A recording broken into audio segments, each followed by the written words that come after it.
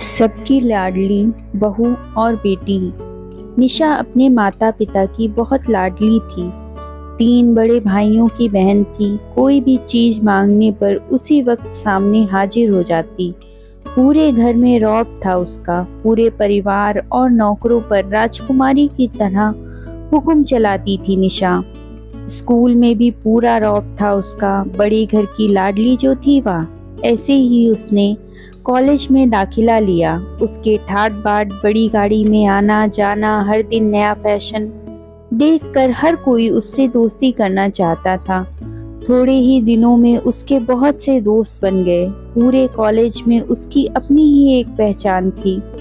उन्हीं दिनों उसके घर एक रिश्ता आया। खानदानी लोग थे और पापा की पुरानी जान पहचान भी थी उनके साथ। निशा के साथ कोई जबरदस्ती नहीं थी, पर निशा ने फिर भी हाँ कर दी, क्योंकि वह अपने परिवार से बहुत प्यार करती थी। वह जानती थी कि वे लोग उसका अच्छा ही सोचेंगे।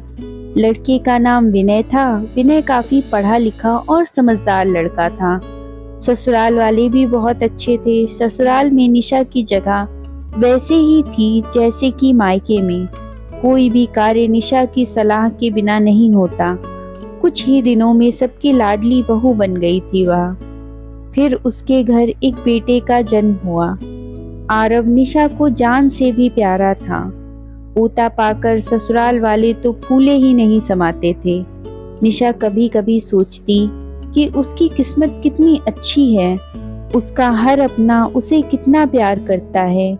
चाहे जीवन में कैसा भी समय आए, मेरे अपने हमेशा मेरे साथ हैं। मैं कभी अकेली नहीं हो सकती। कितनी खुशकिस्मत हूँ मैं। पर शायद निशा की खुशियों को उसकी अपनी ही नजर लग गई थी। एक दिन वह मायके जाने की जिद कर बैठी। विनय को बहुत काम था, लेकिन फिर भी वह उसे ले गया। रास्ते में उनकी गाड़ी एक दूसरी गाड़ी से टकरा गई। निशा, विनय और आरव बहुत बुरी तरह से जख्मी हो गए।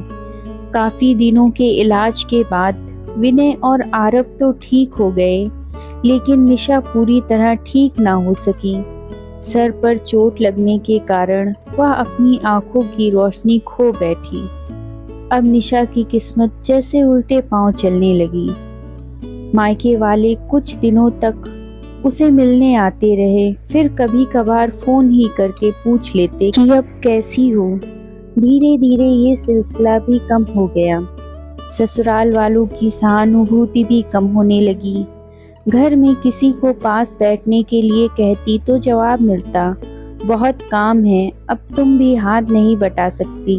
विनय भी चिड़चिड़ा हो गया था। बस आरव ही था उसके साथ, जिसके साथ हंसते खेलते उसका वक्त गुजरता। एक दिन निशा के हाथ से कुछ सामान गिर गया, जिसकी वजह से आरव को हल्की सी चोट लग गई। निशा के सास ससुर ने आरव को उससे अलग कर दिया कि कहीं उसके ना देख पाने की वजह से बच्चे को कोई नुकसान ना हो जाए। निशा अंदर से टूट चुकी थी।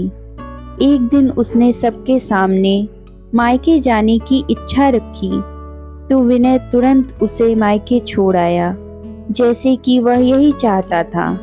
लेकिन आरव को उसके साथ नहीं भेजा गया। निशा कभी आरव से दूर नहीं रही थी, पर अपनी कमी के कारण उसने ज्यादा बहस नहीं की। निशा को लगा कि वह 3-4 दिन वहां रहेगी तो थोड़ा हवा पानी बदल जाएगा, क्योंकि वह कितने दिनों से कहीं भी बाहर नहीं गई थी। घर वाले भी इतने दिनों बाद उसे देखकर कितने खुश होंगे। निशा के घर पहुंचने पर सब लोग बहुत खुश हुए। खाने में सब कुछ निशा की पसंद का ही बना था। उसने अपने मम्मी पापा और भाई भाभीओं से दिल खोलकर बातें की।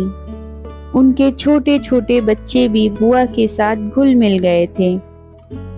रात को सोने के वक्त जब वह कपड़े बदलने लगी, तो उसे पता चला कि उसका बैग तो बहुत भरा हुआ था। वह सब कुछ समझ गई और बहुत उदास हो गई। कुछ दिनों तक तो सब ठीक रहा, फिर जैसे सब बदलने लगा, सबका व्यवहार बदल रहा था। वह लोग उसे थक चुके थे। सब लोग घुमा फिरा कर पूछने लगे कि विनय कब आ रहा है उसे ले जाने। वह बहाना बना देती, जबकि वह जानती थी कि उस घर में अब उसके लिए कोई जगह नहीं। निशा से चलते वक्त कुछ न कुछ नुकसान हो जाता, थोड़ी बहुत टोका टाकी उसे सुनाई देती, वह टाल देती। एक दिन उसके हाथ से लगकर एक कीमती फूलदान टूट गया। छोटी भाभी ने बहुत हंगामा मचाया। निशा के माता पिता रोज रोज के झमेलों से तंग आ गए थे। उन्होंने विनय को खुद से फोन कर दिया। विनय निशा को अपने घर ले गया। निशा को अपने परिवार वालों से ये उम्मीद ना थी। जिस निशा के कहे बिना घर में एक पत्ता भी नहीं हिलता था, उस घर के लिए अब वह बोझ बन चुकी थी। विनय के साथ ससुराल आते वक्त वह बहुत खुश थी, क्योंकि वह अपने घर जा रही थी, अपने जिगर के टुकड़े आरव के पास।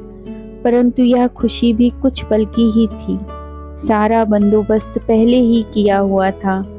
निशा को सीधे ऊपर वाले कमरे में भेज दिया गया। आरव से दूर रहने की सख्त चेतावनी दी गई।